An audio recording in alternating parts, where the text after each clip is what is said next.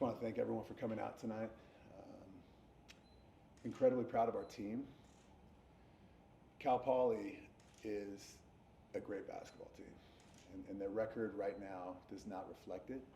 They're 0-2 right now, but I'm just telling you, the job that Mike DeGeorge is doing and has already done at Cal Poly in about 6 months' time is incredible. Okay, they had a tough loss at USF. USF handled their business late, but Cal Poly made it tough. Cal Poly made it extremely tough on us tonight. They have great players. Their style of play is they're good. They want to generate open threes and they want to generate free throws and shots at the rim, and they do a good job of that. I was proud of our team. We got off to a slow start defensively, and I had to burn a timeout. I got after the guys, and they really responded. So I was incredibly proud of our players for the response to Cal Poly just coming out and absolutely blitzing us from the start of the game. You can show all the film you want. You can talk about the speed and the pace with which Cal Poly plays, but until you experience it, you may not fully realize it. I can do a much better job. I have to do a better job preparing our team on starts. But thank you for coming out. Proud of our guys, and open for questions. Coach, there was some switching miscues Monday night. It started off a couple more switching miscues. Yeah. What do you say at that time specifically? It clamped down really well after that early stuff. More than anything, I really got after the guys, because the amount of work they've put in over the last 2 or 3 days has been, they put in great work. They've been very focused in practice. And during that stretch, it did not transfer over to the game. And so, we have the relationship where when we as a staff, we can get after them when they're not producing and doing what they've done in practice. And so miscues are still going to happen. A lot of miscues happen in the NBA when you switch, when teams will slip out of things, they'll ghost cut, things like that. And so miscues happen at the highest level in Olympic basketball and NBA basketball. And so we absolutely had some of those. I think we were better in our communication later in the game. You said you have that relationship to be able to get after the guys in practice. How are you able to get on that level with them so early in the season, like a totally new group? Well, it's a real tribute to this group of players. The best teams that I've been around have been player-led teams. I'm already starting to see this as a player-led team. We have our 2 team captains. The players vote. Our 2 team captains are seniors that are extremely experienced, Madi Sissoko and Jovan Blackshear. Madi Sissoko, we had him a week or 10 days, and I told the team, I said, guys, Madi is one of the best vocal leaders I've ever been around at any level.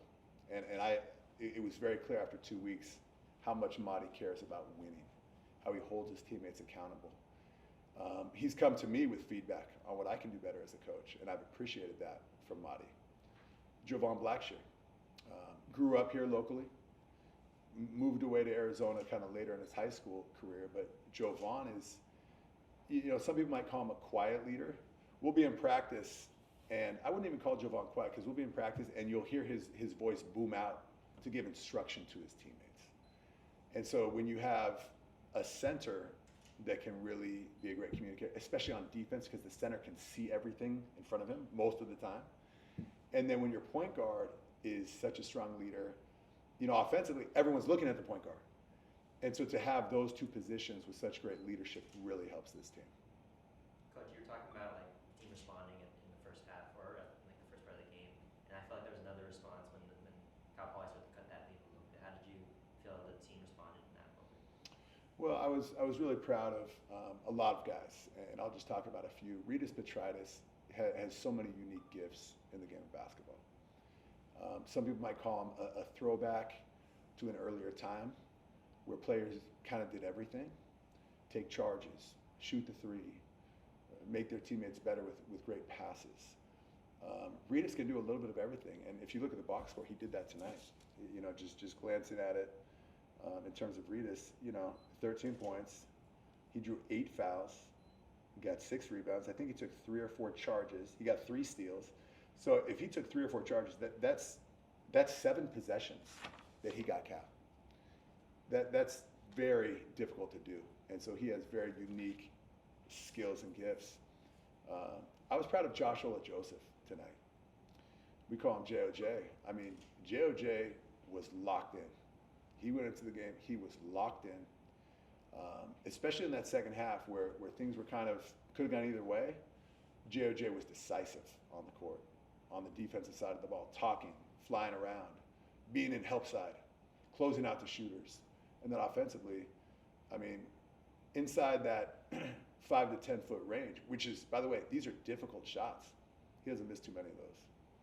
A lot of teams want teams to shoot that shot. JOJ misses very few of those. And he shoots the three. And he's a great three-point shooter. I was proud of everyone on the team, but I just wanted to highlight those two guys because of, very significant contribution tonight. Does Petrides' style remind you of anybody you know? I mean, I'm talking about personally. Yeah, I mean. It's like your style, no? Well, Reedus is a much better player than I ever was, Jake. I couldn't shoot like that.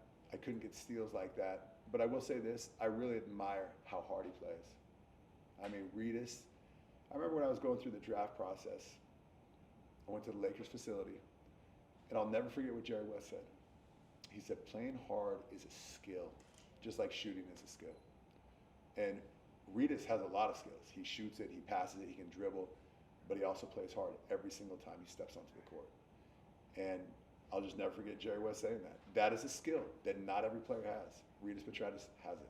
But you would agree that he has sort of the physical acumen that you did as a player? He does he does a multitude more things, Jake, than I ever did. It's a nice compliment. I appreciate the compliment, but he is special. Lee Dort plays with an attitude. It seems to rub off on his team. Can you talk about what Lee brings when he's on the court? Yeah, I mean, you look at first let's start who Lee Dort is as a person. Absolutely first-class human being, okay? I think the last press conference, Lee Dort came up in the press conference. And I said, I knew he spoke a ton of languages. Lee Dort speaks 4 languages and maybe a 5th, because he's constantly learning. He has a brilliant mind, and he applies that desire to always be learning to the game of basketball. And he's a great player. You can look at him, you can see the physical strength, the stature, the menacing play. But then off the court, his teammates love him. The campus loves Lee.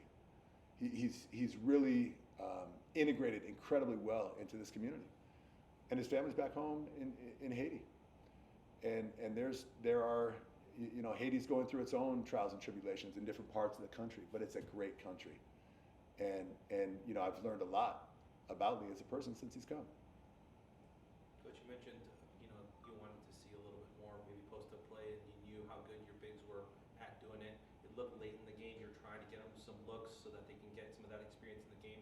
How do you get them that game experience without forcing it into the game flow?